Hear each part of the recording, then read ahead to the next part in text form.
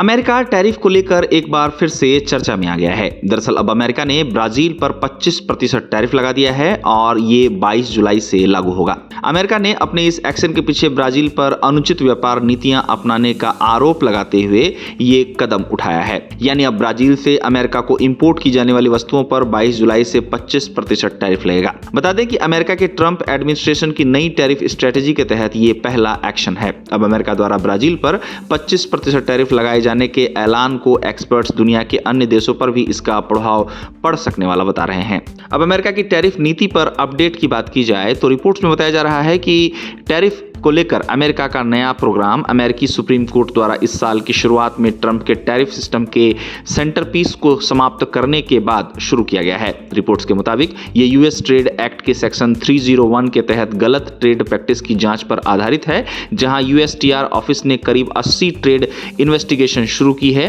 और चीन, यूरोपीय union, India, Japan, south Korea और मैक्सिको समेत दर्जनों देशों पर टैरिफ की एक नई लहर लगाई जा सकती है। अब ब्राजील पर अमेरिका द्वारा ऐलान किए गए इस 25% टैरिफ को लेकर बताया गया है कि ब्राजील पर यह टैरिफ लगाने का यह प्रपोजल ब्राजील के तौर तरीकों को डिजिटल ट्रेड से लेकर गैर कानूनी जंगलों की कटाई तक कई मुद्दों पर गलत पाया गया था। ब्राजील पर हालिया एक्शन को लेकर यूएस ट्रेड रिप्रेजेंटेटिव जैमसिन ग्रीर का कहना है कि पिछले साल ब्राजील के साथ हुई लंबी बातचीत से ये मुद्दे हल नहीं हुए हैं, लेकिन हम इस इन्वेस्टिगेशन में पहचानी गई समस्याओं में लंबे समय से जरूरी बदलाव लाने के लिए ब्राजील के साथ बातचीत जारी रखने के लिए तैयार हैं। अब ब्राजील को लेकर अमेरिका का कहना है कि वो जून के नोटिस में छूट के लिए प्रपोज किए गए सभी प्रोडक्ट्स को छूट देगा, सिवाय हाई प्रायोरिटी डिसॉल्विंग पल्प और कुछ प्रोडक्ट्स के नॉन फार्मास्यूटिकल इस्तेमाल के। आपको बता दें कि अमेरिका ने ऑर्गेनिक शहद, पिग आयरन, बिना फ्लेवर वाली इंटेंट कॉफी और कुछ दूसरे प्रोडक्ट्स को भी छूट की लिस्ट में शामिल किया है।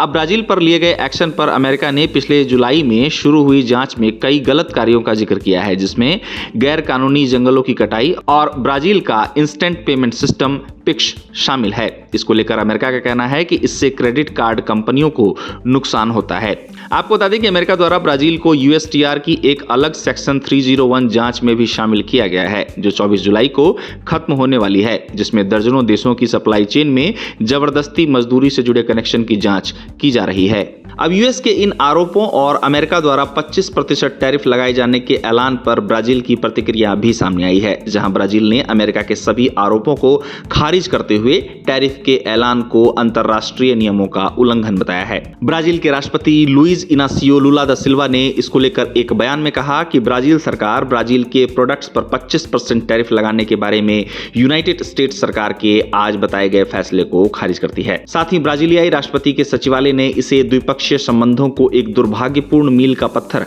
करार दिया। बता दें कि ब्राजील के राष्ट्रपति के सचिवालय ने कहा कि इन एकतरफा उपायों का कोई औचित्य नहीं है। आपको बता दें कि अमेरिका द्वारा ब्राजील से यूएस आने वाली चीजों पर 25% टैरिफ लगाए जाने के ऐलान ने फिर एक बार इस चर्चा को शुरू कर दिया है कि क्या अमेरिका फिर से टैरिफ को लेकर एक्टिव हो रहा है, क्योंकि पिछले कुछ महीनों से अमेरिका द्वारा किसी अन्य देश पर टैरिफ का ऐलान नहीं किया गया था, पर फिर एक बार अमेरिका से किसी देश पर टैरिफ लगाए जाने की खबर और ब्राजील पर 25% टैरिफ लगाए जाने के ऐलान ने इन दिनों खूब सुर्खियां बटोरी हैं।